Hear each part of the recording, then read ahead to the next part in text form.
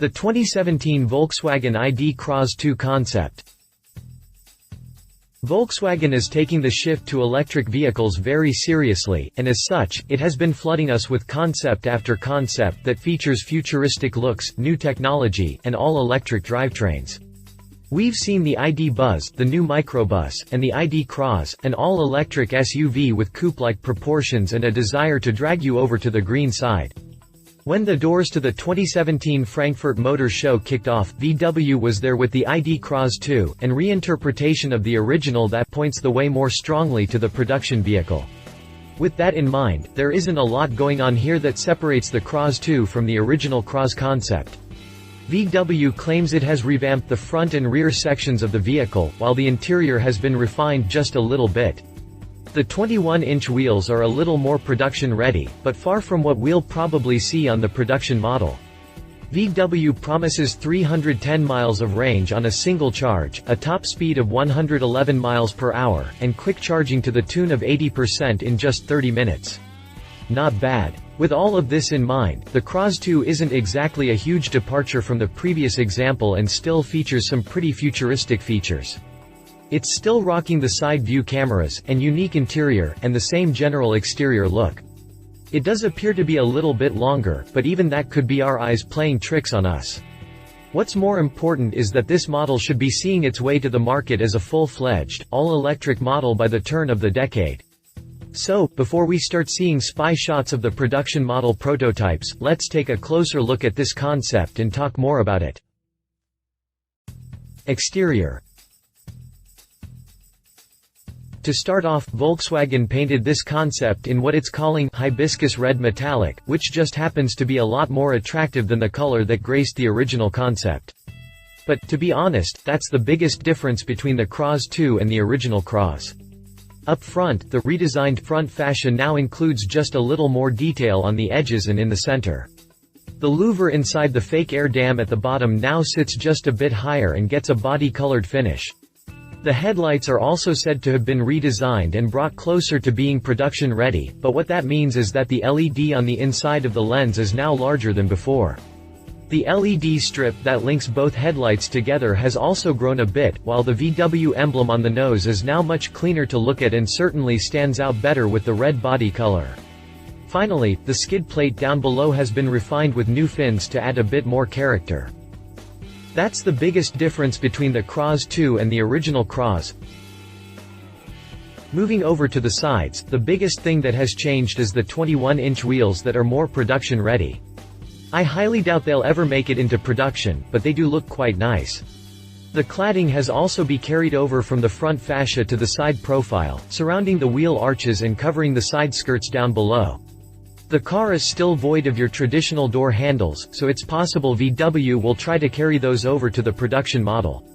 Meanwhile, those side view cameras will likely be replaced by your standard mirrors, unless the technology is approved for use on road-going vehicles before the turn of the decade. Finally, the body line just below the waistline now feeds from the rear quarters to the area just above the side cameras, ultimately adding a bit of extra style here. Around back, Volkswagen claims to have revamped the rear fascia, but I honestly can't figure out where this comes into play. For the most part, the rear end of the CROZZ II is identical to that of the original concept. The little louver in the opening at the bottom is now body-colored, and I guess the area between the cladding and the rear deck might be a little more defined, but that's a big maybe. Some sculpted lines have been added to the skid plate at the bottom, while the black insert on the rear deck is now more of a flatter black as opposed to being extremely glossy. Some sculpted lines have been added to the skid plate at the bottom, while the black insert on the rear deck is now more of a flatter black as opposed to being extremely glossy. So, as you can see, there's really not a lot of revamping really going on here. This could mean that VW doesn't expect the overall design to change much between now and when the road-going model goes into production. Then again, it's possible that VW is just being lazy and revamped the CROZZ over the weekend before Frankfurt kicked off.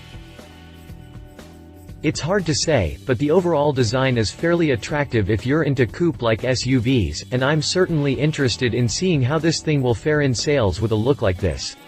We'll just have to wait and see. The turn of the decade isn't that far away. Interior.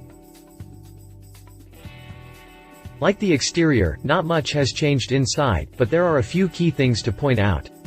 First off, the cabin still gets the 4 individual seats, with the left and right seats being separated by a minimalist center console. A diamond pattern adorns the seat cushions and seat backs and, oddly, the rear seats seem to have more bolstering support that the front seats seems a little backward, right? Up front, the top of the dash has been wrapped in black leather and accented with red piping, while the steering wheel and infotainment display have been refined to be less futuristic and more in line with what a production model would offer.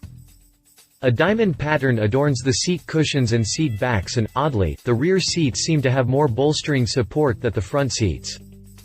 That infotainment display is actually a 10.2-inch tablet that floats ahead of the dash, while the screen that's been added to the inside of the steering wheel is a 5.8-inch unit that has been going by the name Active Info Display. This display mimics its larger counterpart on the center stack and can be used to access your music library or the navigation system. It can also display important vehicle information like range remaining, 3D navigation map, and even information pulled from your VW ID. To complement this system, an augmented reality head-up display is in place, effectively projecting virtual images some 7 to 15 meters (31 to 45 feet) ahead of the vehicle for eyes on the road driving. All features of the active display and HUD are accessed via the touch buttons on the steering wheel. Along with this technology, the CROZZ II also benefits from an e-mirror, essentially a display screen that combines images from the side and rear-facing cameras to generate a display of your surroundings. The door panels feature a semi-transparent control island that allows all passengers access to open and close the windows and doors, as well as regulate the heating and cooling of their specific zone. The doors can also be controlled via voice command, and since there is no B-pillar, loading and unloading of the passenger cabin should be a breeze. Finally, the CROZZ II has a clean air system that filters the air inside the cabin to provide the best air quality possible. It certainly takes the idea of a cabin air filter to a whole new level. There's also ID Pilot Mode, which is an autonomous drive system that can be activated via voice command or by pressing and holding the VW logo on the steering wheel. On that note, there's also ID Pilot Mode, which is an autonomous drive system that can be activated via voice command or by pressing and holding the VW logo on the steering wheel. When activated, the steering wheel retracts into the dash to give the driver more room, while laser scanners on the roof assist the ultrasonic and radar sensors in identifying obstacles and others on the road. The front and side view cameras also assist the system. Of course, this fully automated system probably won't be available when this thing goes into production, but I suspect we'll see functionality similar to that of Tesla's autopilot system. Drivetrain. Hidden below the metal sits an all-wheel drive, all-electric drivetrain that consists of 2 electric motors, an 83 kWh lithium-ion battery, and 2 gearboxes. There is 1 motor at the front axle and 1 at the rear, with the rear delivering the most power at 150 kilowatts or about 201 horsepower. The front motor delivers just 75 kilowatts or about 100 horsepower.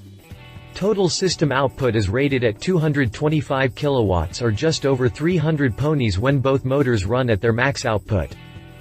Total system output is rated at 225 kilowatts or just over 300 ponies when both motors run at their max output.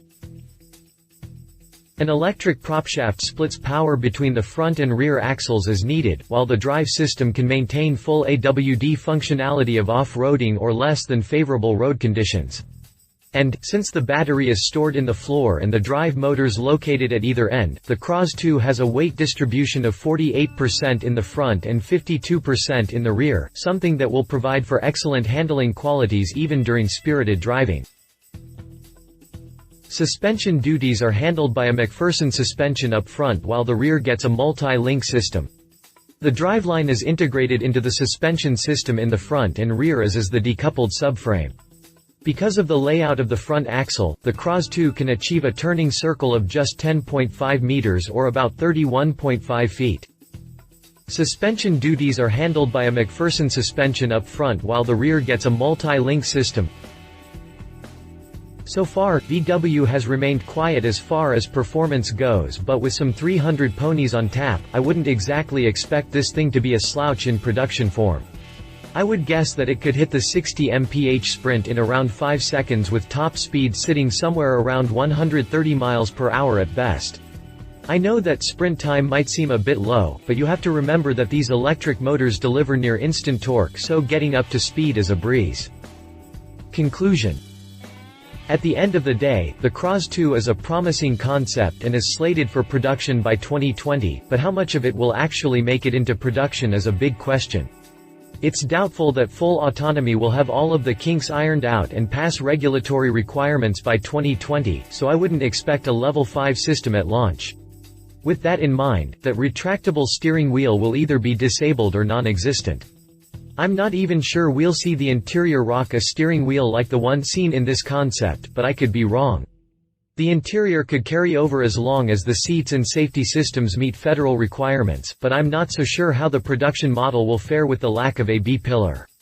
The side view cameras could also disappear before production or could be left there and supplemented by side view mirrors to meet current road standards. As far as the technology goes, we've seen a lot of this stuff before. Holographic function controls, automatic door poppers, etc., and they all seem to go away by production because they are either problematic or have yet to be tested enough to be considered reliable. That's not to say that they won't make it into production for 2020. That is still more than 2 years away, and a lot can change in that time frame. What are your thoughts on the CROZZ II? How much will the production model change? Will VW meet its goal of having a full electric lineup by 2025? Let us know what you think in the comments section below. Love it. Fairly attractive, decent power, 80% charge in 30 minutes. Leave it still too futuristic for production. Coupe-like SUV design is overplayed, kinda ugly in some places. If you liked this video, please share your thoughts in the comments below and don't forget to hit the subscribe button.